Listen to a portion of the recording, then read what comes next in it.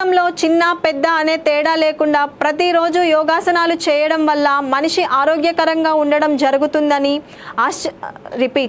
ఆరోగ్యకరంగా ఉన్నప్పుడే తాను అనుకున్న విజయాలను సాధించవచ్చు అని తెలంగాణ శాసన సభాపతి గడ్డం ప్రసాద్ కుమార్ అన్నారు.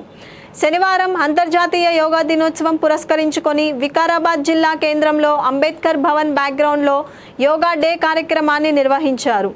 ఈ కార్యక్రమానికి తెలంగాణ రాష్ట్ర శాసన సభాపతి గడ్డం ప్రసాద్ కుమార్ మరియు జిల్లా కలెక్టర్ ప్రతీక్ జైన్, అదనపు కలెక్టర్ సుధీర్ పుర ప్రముఖులతో యువకులతో కలిసి యోగాసనాలు వేశారు. సుమారు 2 గంటల పాటు యోగాసనాలను చేశారు. అనంతరం శాసన సభాపతి గడ్డం ప్రసాద్ కుమార్ మాట్లాడుతూ జూన్ 21వ తేదీన ప్రపంచవ్యాప్తంగా అంతర్జాతీయ యోగా దినోత్సవం జరుపుకుంటున్నామని అన్నారు. నిత్య జీవితంలో యోగా ప్రతి ఒక్కరికి ముఖ్యమని అన్నారు. చిన్న పెద్ద అనే తేడా లేకుండా ప్రతి యోగాసనాలు చేయడం వల్ల ఆరోగ్యకరంగా ఉంటారని అన్నారు.